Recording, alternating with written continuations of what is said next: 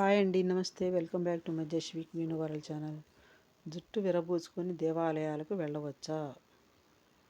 చూసారా, జుట్టు విరబూసుకొని దేవాలయాలకు వెళ్ళొచ్చా లేదని చెప్తున్నారు చూడండి. ఈ కాలంలో స్త్రీలు, యువతులు తలస్నానం చేసి జుట్టు విరబూసుకొని దేవాలయాలకు వెళ్ళడం తరచూ చూస్తుంటాం. దీనివల్ల భగవంతునికి అపచారం చేసిన వాళ్ళు కావడమే కాక అకాల దోషాలు బారిన పడే ప్రమాదం ఉంది. భగవంతునికి చేసే సేవలు, ఉపచారాలు శుచిగా, శుభ్రంగా చేయాలి. జుట్టు విరబోసుకోవడం వల్ల వెంట్రుకలు రాలి పూజా ద్రవ్యాలలో పడి అపవిత్రం అవుతాయి.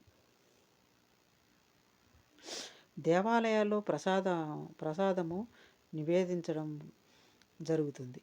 అన్న సంతర్పణలు జరుగుతాయి. జుట్టు విరబోసుకోవడం వల్ల దానిలో వెంట్రుకలు పొరపాటున ఆహార పదార్థాలు పడితే ఆ భోజనం వృధా అవుతుంది.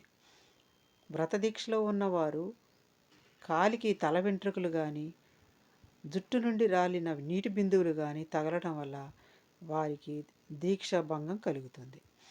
ఆ దోషం దానికి కారణమైన వారికి తగులుతుంది. పూజా సమయాలలోనూ దేవాలయాలకు వెళ్ళేటప్పుడు పవిత్రతని, శుభ్రతని దృష్టిలో ఉంచుకొని జుట్టు విరబూసుకొని వెళ్ళకూడదు. చూసారా ఎన్ని అపచారాలు ఉన్నాయో జుట్టు విరబోసుకోవడం వల్ల. అందుకే జడలు అల్లుకోండి చక్కగా, లేకపోతే పోనీ క్లిప్ అన్నా పెట్టుకోండి. కొంచెమే జుట్టు ఉన్నోళ్ళు క్లిప్ పెట్టుకుంటే సరిపోతుంది. బాయ్ అండి.